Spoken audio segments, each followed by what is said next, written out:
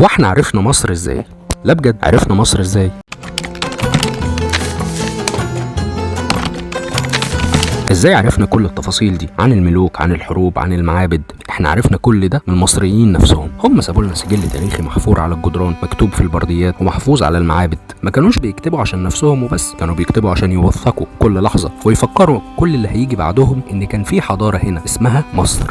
وعشان كده لما بنيجي نسأل احنا عرفنا منين ان الملك ده كان موجود، بنلاقي ان الرد احيانا في مناظر على جدران المعابد، واحيانا مكتوبة على حجر من الاف السنين زي حجر رشيد، واحيانا تاني بيكون في مقبرة كاهن كان بيحب يدون كل حاجة حواليه، حتى اخبار البلاط الملكي، ايه اللي بيحصل جوه، الملك بيفكر في ايه، هل الملك هيقرر ده ولا لا، هل الملك هيعمل اجتماع ولا لا، وهكذا. واحد من اهم المصادر اللي بنرجع ليها كمان هو حجر باليرمو. الحجر ده عبارة عن لوح بازلت اسود متسجل عليه اسماء الملوك من اول الاسرة الاولى، مكتوب بالتفصيل مين الملك ده، قعد قد ايه، وحصل ايه في عهده، زي كتاب منقوش.